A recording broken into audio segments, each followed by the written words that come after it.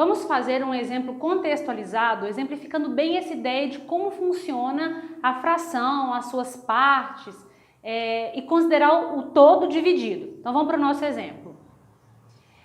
Um tanque de combustível com capacidade de 24 litros, inicialmente vazio, é abastecido.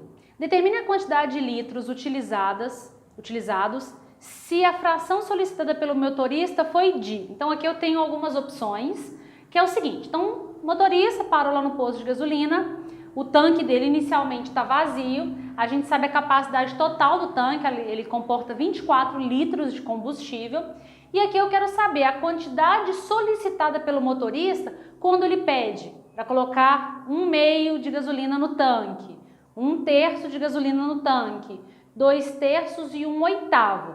A pergunta aqui é: qual é a quantidade em litros correspondente a essas frações solicitadas pelo motorista, levando em consideração que o tanque de combustível do carro dele tem uma capacidade para 24 litros, certo? Então vamos para a resolução, vamos lá. Resolução.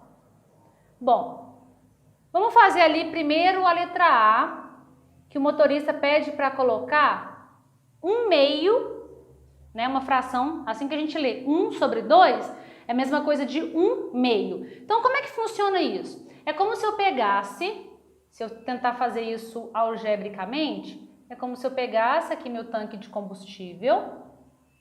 Nem sempre você precisa fazer o desenho para ilustrar a situação. Eu estou fazendo aqui os primeiros casos, porque são as primeiras para a gente poder entender como funciona. Ó, aqui é meu todo, é como se fosse tanque de combustível. Eu vou dividir ele em duas partes, porque o meu denominador é o 2. Lembrando que você vai dividir em duas partes e as duas partes têm que ser exatamente iguais.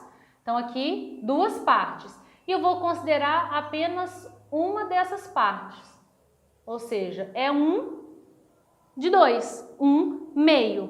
Bom, se o tanque, a capacidade total dele, a capacidade total do tanque é isso aqui, são 24 litros. E ele solicitou 1/2, então, ou seja, ele quer que ele pede para encher essa parte que eu colori. Logo, 1/2 de um tanque que tem capacidade para 24 litros corresponde a 12 litros. Então, 12 litros corresponde a 1/2 do tanque. Vamos para a próxima. A próxima é 1/3. O raciocínio é exatamente o mesmo. Não há necessidade, como eu disse, de fazer desenho em todos. Vou fazer aqui só mais alguns para você compreender bem. Então, letra B é 1/3. Então, vamos lá. 1/3. Raciocínio é exatamente o mesmo. Vou considerar aqui o mesmo tanque, só que agora eu tenho que dividir esse tanque em 3 partes, porque meu denominador é 3. Então, eu vou vir aqui e vou dividir o tanque em 3 partes e vou considerar uma parte.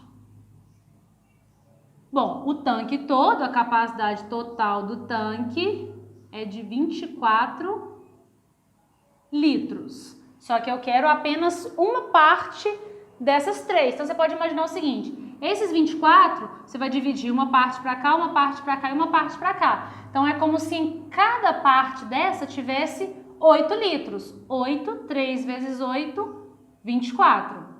Então, eu quero considerar uma parte. Então, aqui são 8 litros. Certo? Próxima é 2/3. Eu vou até aproveitar o desenho que já foi feito na letra B, porque agora eu quero 2/3 do tanque. O desenho é exatamente o mesmo. Aqui a diferença é que em vez de pintar uma parte, eu pintaria 2 partes. E se cada parte tem 8 litros, 2 partes vai corresponder a 16 litros. E por fim, a letra D é 1/8. Então, letra D, 1/8. Sem ter necessidade de fazer o desenho em todos, é só você pensar, é como se eu pegasse o tanque, dividisse em 8 partes e considerasse uma só. Como a capacidade do tanque total é de 24 litros, então é só você pensar, 24 dividido por 8, 3. Então são 3 litros.